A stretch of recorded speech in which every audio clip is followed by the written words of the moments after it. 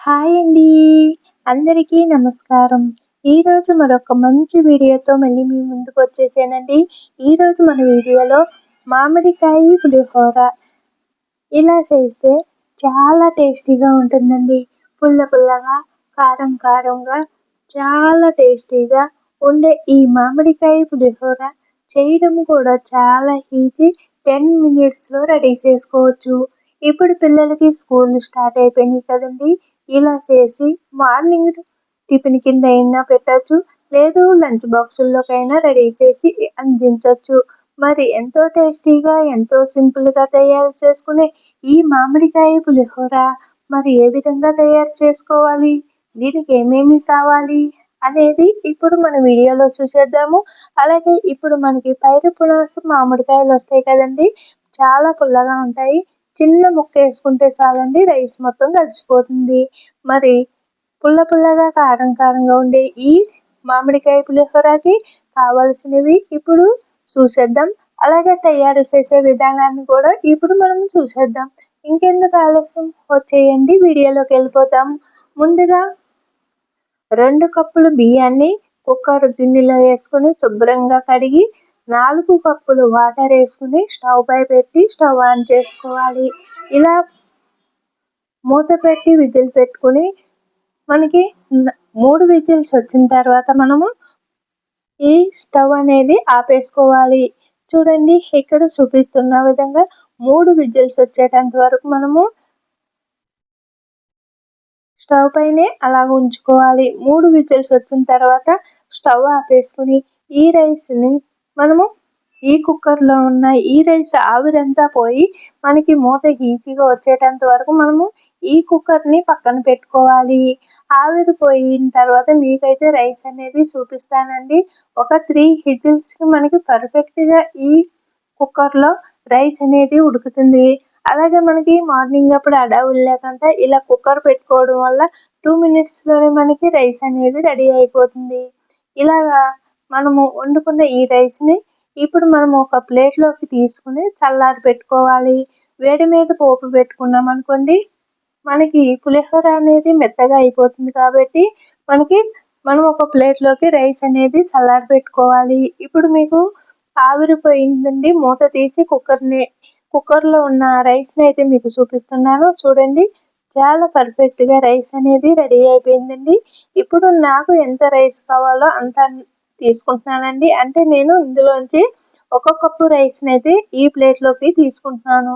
అలాగే మీకు ఎంత అవసరమో అంత రైస్ని పెట్టుకుని మీకు ఎంత కావాలో అంత కలుపుకోండి. ఇంకా నేను వచ్చేసి మార్నింగ్ టిఫిన్ కింద ఒక ఇద్దరికి సరిపడా రైస్ని అంటే ఒక కప్పు రైస్ని అయితే తీసుకుంటున్నానండి.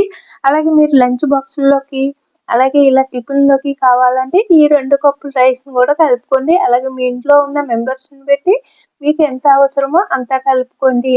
చూడండి ఇక్కడ నేను చూపిస్తున్న విధంగా ఒక కప్పు అయితే నేను రైస్ని అయితే ఇలా ప్లేట్లోకి పెట్టేసుకుంటున్నానండి. ఇలా ప్లేట్లోకి పెట్టుకోవడం వల్ల మనకి రైస్ అనేది చల్లగా అవుతుంది. ఈ లోపల మనము పోపు దినుసులు కూడా మనము రెడీ చేసుకుందామండి. ఈ రైస్ చల్లారే లోపల మనకి ఏమేమి కావాలి అనేది ఇప్పుడైతే మీకు చూపించేస్తాను. ముందుగా ఒక చిన్న సైజు మామిడికాయని తీసుకోవాలండి. అందులోంచి చిన్న ముక్క అంటే ఒక నిమ్మకాయ అంత ముక్కనైతే తీసుకుని తురుముకోవాలండి.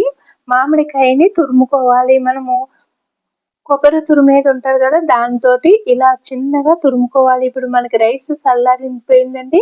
ఇప్పుడు మనకు ఒక ప్లేట్లోకి ఇలాగా కొద్దిగా మామిడికాయ తురుము, అలాగే 2 ఎండుమిర్చి, 3 పచ్చిమిర్చి, 2 రెమ్మల కరివేపాకు, కొద్దిగా పల్లీలు, ఒక స్పూన్ ఆవాలు, ఒక స్పూన్ జీలకర్ర ఇవన్నీ కూడా ఇలా రెడీ చేసుకున్నానండి. అలాగే మినపప్పు, శనగపప్పు కూడా వేసుకోవచ్చు ఈ పోపుల్లోకి మీకు ఇష్టమైతే. ఇక్కడ నేను వచ్చేసి స్కిప్ చేశానండి.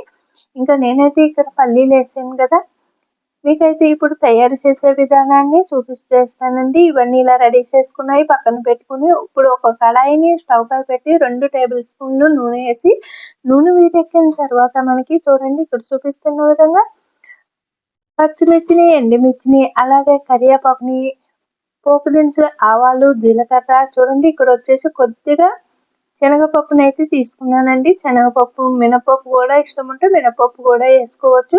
నేను చాలా తక్కువ అయితే తీసుకున్నానండి. ఎందుకంటే పోపులు కొంతమంది ఎక్కువ తినరు కదా. నేను మరీ ఎక్కువ కాకుండా మరీ తక్కువ కాకుండా అయితే తీసుకున్నానండి. పోపు దినుసులన్నీ కూడా దోరగా వేగిన తర్వాత మనము మామిడికాయ తురుమును కూడా వేసేసుకోవాలండి. ఇక్కడ చూపిస్తున్న విధంగా మామిడికాయ తురుము కూడా ఈ పోపు దినుసులతో పాటు వేగాలి.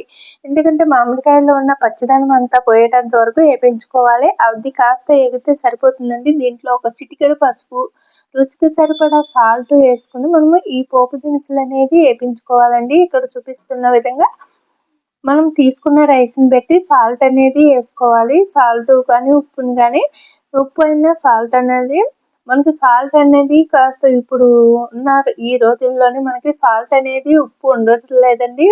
మొత్తం పిండి పిండిగా ఉంటుంది కాబట్టి మనము సరిపడా వేసుకోవాలి. అలాగే మనము ఉప్పు తీసుకున్నాం అనుకోండి, అంటే గల్లుప్పు మెత్తది ఉంటుంది కదండి, అది తీసుకుంటే కాస్త ఉప్పు ఎక్కువ ఉంటుంది కాబట్టి చూసుకుని వేసుకోండి.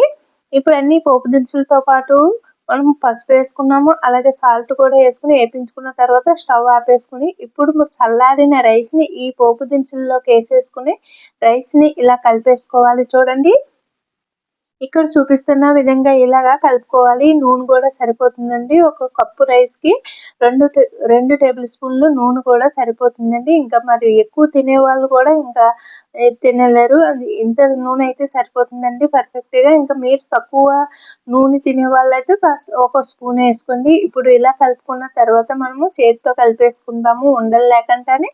ఇలాగా కలుపుకున్న తర్వాత మీరు ఒకసారి టేస్ట్ చూడండి. ఎందుకంటే ఒక్కొక్కసారి సాల్ట్ అనేది సరిపోదు కదా, మీకు రుచికి సరిపడా సాల్ట్ వేసుకుని ఇప్పుడు ఒక ప్లేట్లోకి సర్దేసుకోవాలండి. ఇప్పుడు మనకి మామిడికాయ పులిహోర రెడీ అయిపోయిందండి. ఎంతో టేస్టీగా కలర్ఫుల్గా కనిపించే ఈ మామిడికాయ పులిహోర టేస్ట్ కూడా చాలా బాగుంటుందండి. పుల్లగా కారం కారంగా. ఇది వచ్చేసి మనకి మార్నింగ్ టిఫిన్ కింద, అలాగే మధ్యాహ్నం లంచ్ బాక్సుల్లో కూడా ఉపయోగపడుతుంది. మరి మార్నింగ్ హడావుడి లేకుండా ఏమీ కూరగాయలు లేనప్పుడు ఇలా ఈజీగా 10 మినిట్స్లో రెడీ చేసి పిల్లలకి అందించండి. అలాగే పెద్దలకు కూడా అందించండి. ఆఫీసుల్లో వెళ్ళే వాళ్ళకి బాక్సుల్లోని, అలాగే స్కూల్కి వెళ్ళే పిల్లలకి లంచ్ బాక్సుల కింద కట్టి అందించండి. మరి ఎంతో టేస్టీగా ఉండే ఈ మామిడికాయ పులిహోర మీకు నచ్చితే ఒకసారి ట్రై చేసి చూడండి. అలాగే మీకు మరిన్ని కొత్త రెసిపీస్ కావాలంటే మన కామెంట్ సెక్షన్లో కామెంట్ చేయండి. నేను చేయడానికి ట్రై చేశాను. మరి ఎంతో టేస్టీగా ఉండే ఈ పులిహోర మీకు నచ్చితే ఒకసారి ట్రై చేసి మీ ఫీడ్బ్యాక్ని అందించండి.